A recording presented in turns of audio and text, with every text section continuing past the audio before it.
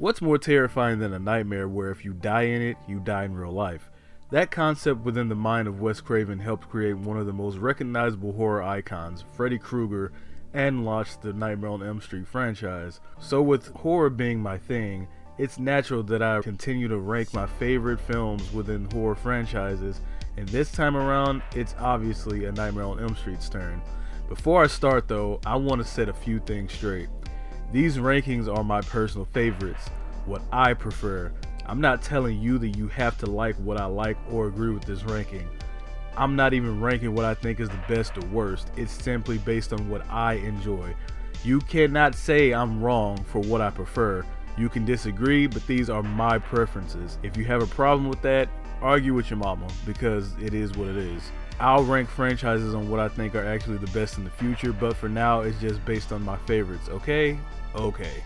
I am a dude called Jay, and this is A Nightmare on Elm Street ranked from my least favorite to my favorite.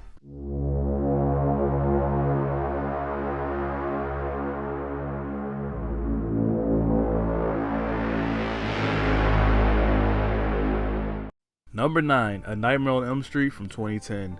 Another totally unnecessary remake. It was inevitable with how many horror classics got this treatment, but overall it missed the mark. Interestingly enough though, I used to hate this movie. I'm still not a fan of it, but I don't hate it. It does have a few high marks though. A couple of the dream sequences are done well. I like the hallway scene that transitions to Nancy falling from a pool of blood into a bed, and the store scene switching from dream to reality. One of the biggest controversies of the movie is Freddy himself. The only time throughout the franchise that Freddy wouldn't be played by Robert Englund, Jackie Earle Haley would take over, and while he isn't our fun cult favorite Freddy, he works as a dark, vengeful Freddy, and the look is either here or there. What drags it down is the movie itself is just kind of a drag. It has a dreary, sleepy tone itself, and the actors just project their tiredness through the screen. We get the same kills from the first one, they just aren't done as well. Definitely not a fun movie in the franchise. Number 8, A Nightmare on Elm Street Part 5, The Dream Child. While I don't hate this movie, I just don't see it on the same level as the first 4 films. I didn't really care for the whole baby angle, though some of the dream sequences are pretty good. Mainly Dan's nightmare and the comic book nightmare. Robert Englund's performance as Freddy seemed a bit toned down here as well, though that could be attributed to the other projects he was working on at the time. There's really not much more to be said about this one. The cast was okay, the kills were okay, but it's just not one of my favorites. Number 7, Freddy vs. Jason. Regardless of this being ranked pretty low, Robert Englund really turned it up as Freddy here and could arguably be his best performance throughout the entire franchise. Again, arguably. Freddy vs. Jason is one of horror's biggest films. I just think it took place in the wrong decade. Had it took place in, say, the late 80s, it really could have utilized some great music at the time. There would have definitely been a lot better practical effects, and more than likely Kane Hodder as Jason, which is something that the film really needed. Overall, it's a fun movie to me. I just felt it could have been better with the things I mentioned and less of the cartoony aspects. Number 6, Freddy's Dead, The Final Nightmare. This is one of those bad movies that I actually enjoy. So if you have a problem with this ranking as high as it did, oh well. Freddy's Dead is considered one of the worst in the franchise, and rightfully so, but there's still some fun to be had. I have a partial bias to 90 movies, and the atmosphere was just right to me.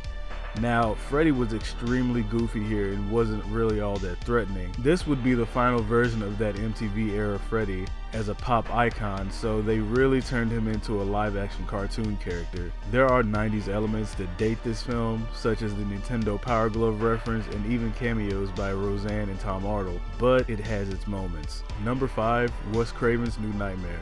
A different take on the franchise as a whole, New Nightmare would take place in the real world, where the rest of the films before it would just be movies. It was a clever way to bring Freddy back without being overcomplicated. This time though, Freddy would be a literal demon just taking on the persona of Freddy to antagonize Heather Langenkamp, the actress who plays the original Nightmare final girl, Nancy, and others involved in the franchise, including Wes Craven and Freddy Krueger actor himself, Robert Englund. This movie could definitely be seen as a template or test run for the Scream franchise, and I think it worked pretty well. Number 4, A Nightmare on Elm Street Part 2, Freddy's Revenge. Probably the most underrated film in the franchise, Freddy's Revenge would take a turn and introduce some possession elements. Freddy tries to take control of our main protagonist and pretty much the only final guy of the franchise, Jesse. This movie has an iconic transformation scene, a really badass killing spree by Freddy, and some great practical effects, and my favorite version of Freddy. He was at his darkest here and really felt unstoppable. True enough, it doesn't really follow the rules of the original film, and Freddy can manipulate reality through Jesse, but I really don't care.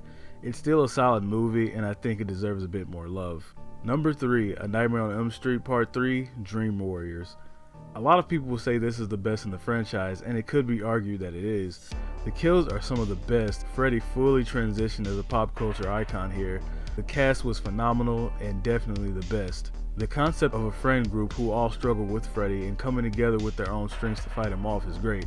Overall, it really didn't work in their favor, but within the confines of this movie, it was great.